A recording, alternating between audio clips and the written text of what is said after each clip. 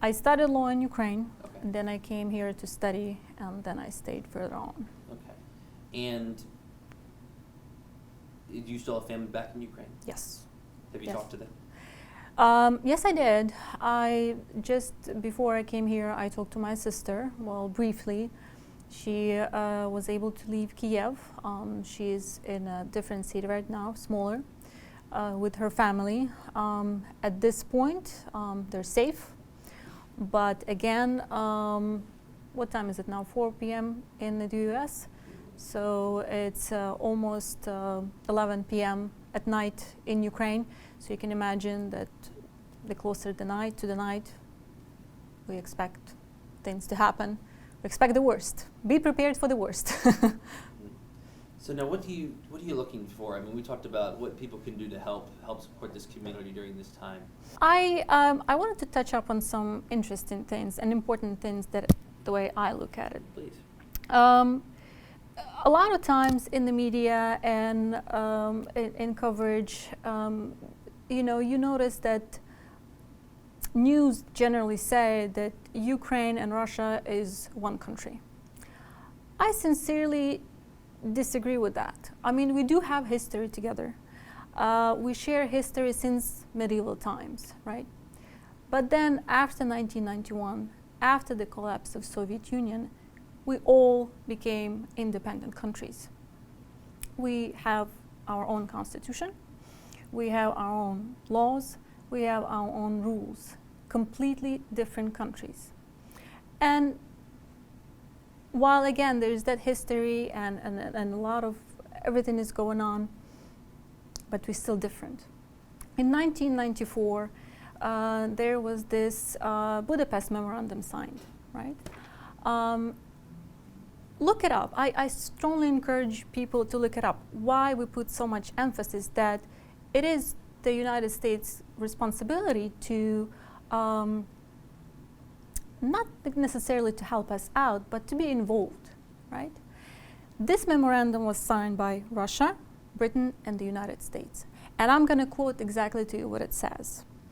It says that US, Russia, and Britain committed to respect the independence and sovereignty and existing borders of Ukraine, and to refrain from the threat of use of force against the country.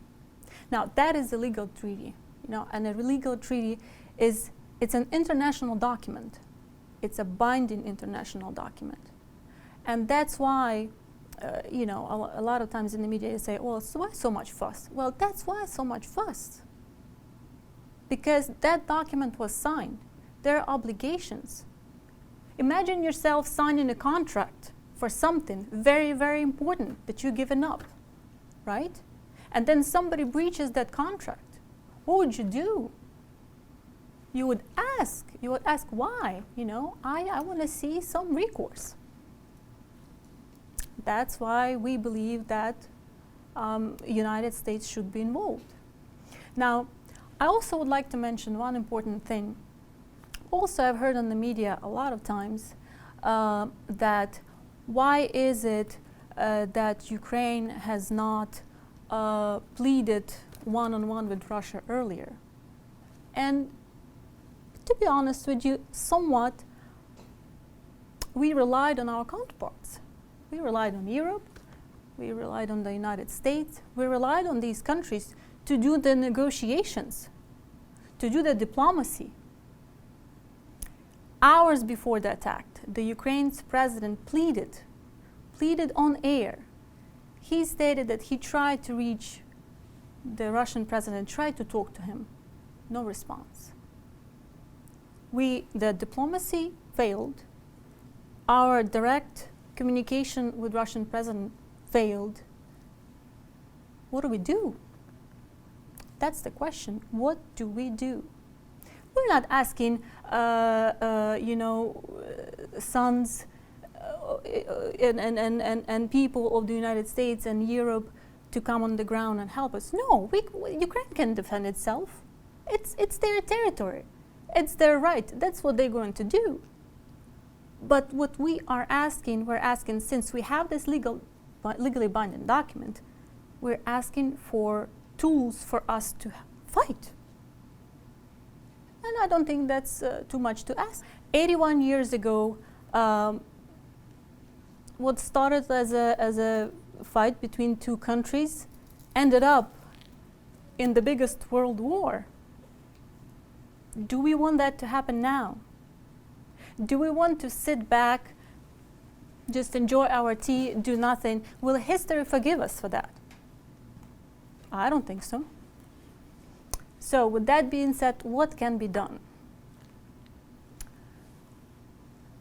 I would like to use this opportunity to ask Virginians, just maybe not even Virginians, just people across the country, call your constituents in Congress and ask them to speak for Ukraine. Ukraine is the biggest country in the Eastern Europe. Imagine a huge broccoli that's right there in the middle of Europe. It's huge. And there is war going on over there. Don't sit back. Call, ask for help. That country needs tools to fight back. We don't want bloodshed. We don't want, we don't hate Russians. We don't hate anyone. We just want to have the right to live in that country peacefully. That's it. The south of Ukraine is on fire. The east of Ukraine is on fire. The central part of Ukraine is on fire. The west of Ukraine is on fire. To me, it seems like the entire Ukraine is on fire, from air, from sea, and from the land.